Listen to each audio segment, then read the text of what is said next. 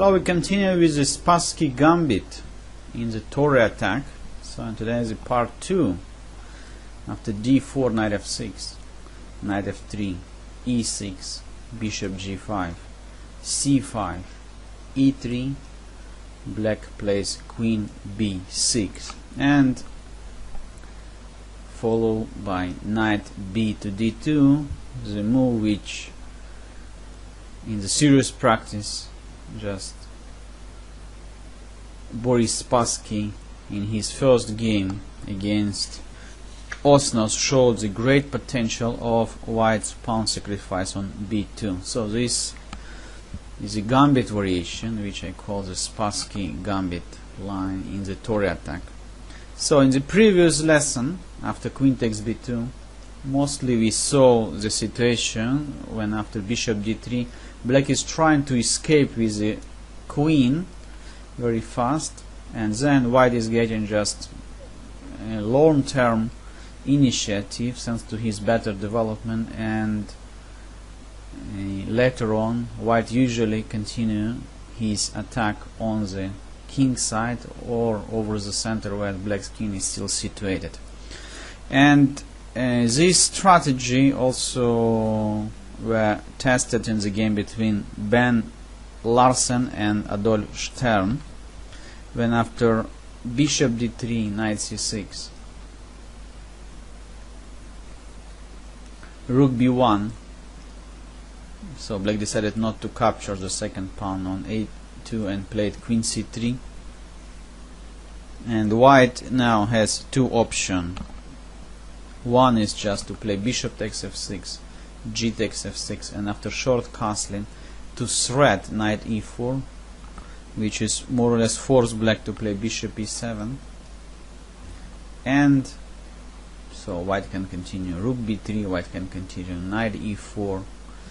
Even interesting move d4 d5 happened in the game between Fischdick and Maus in Germany in 1994. So now in case of e takes d5, white could just continue developing his attack with e4, where black is having a lot of problems. So after d5, knight b4, knight e4, and queen a3, there is no doubt that white attack is just extremely strong. After rook b3, queen a5, and d6, white just continue his threats against the black's king side. So look at that, queen a1 threatening to capture on f6 with a knight. So after knight takes d3, knight takes f6, check, king f8, and rook takes d3. Despite the fact black is having two bishops, look at this bishop, so white is having clearly decisive advantage. He is threatening to capture on d7. So the game finished after queen b5, knight takes d7. Black cannot accept the sacrifice because queen takes h8 leads to the checkmate. Black played king g8, but after knight f6 he resigned because at least black is losing a piece after d7. So now let's back to the game of Larsen against Stern again.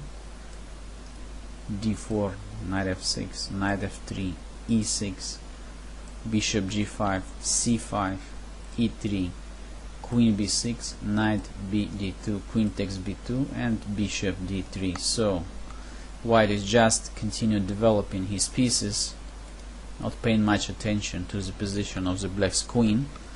Black played knight c6, rook b1, queen c3, and now rook b3, queen a5, short castling. So the Spassky like style. White is not in hurry to win back the material or to create some serious threats against the